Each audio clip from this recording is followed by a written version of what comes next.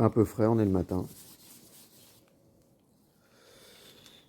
Et dire que la Mégane est un peu gelée, mais on va regarder petite présentation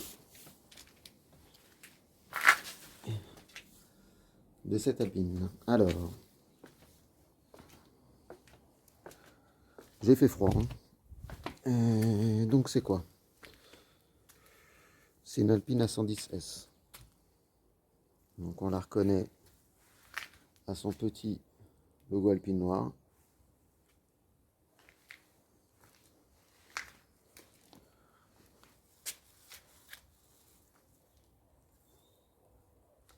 À ses étriers orange.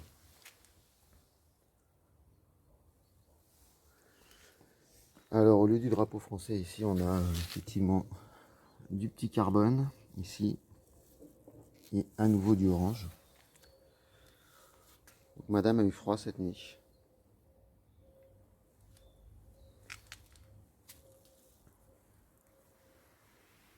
Donc elle vient du studio Alpine Boulogne, sans doute, c'est marqué dessus. Trappe à essence, hop, même système que la Mégane, donc avec le bouchon intégré. Et son logo Alpine noir gelé.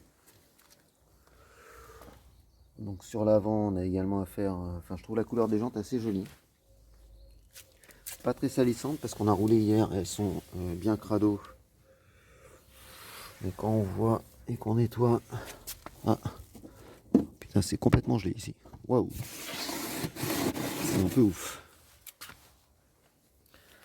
On voit aussi comment ça retient l'eau. Carrément congelé quoi.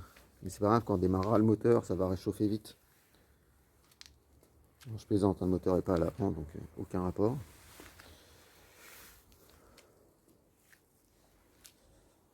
Donc ça reste quand même une très jolie voiture.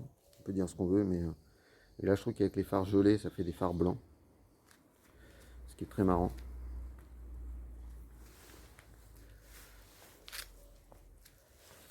Donc étrangement, celle de gauche est plus puissante.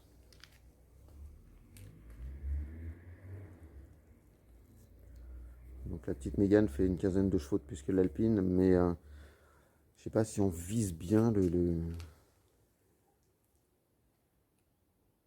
la différence de hauteur entre les deux. Non, on voit pas d'ici.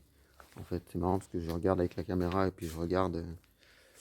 Mais la Mégane fait... ouais, là on voit mieux. La Mégane fait très très haute. À côté, on dirait presque un SUV quand on est à pied. Au détail, le logo Alpine devant est aussi propre. Alors il neige complètement, c'est marrant. Assez étonnant le froid. Et j'ai rentré la Clio qui, on s'aperçoit, en fait sèche vite. Et en fait la Fuego qui est juste à l'abri, en fait elle n'est pas du tout givrée. Et simplement un car park protège très très largement, au contraire, en ventilant bien les voitures. Donc ayant mis une housse sur les voitures à un moment ou à une époque, j'ai fini par faire le choix de les enlever.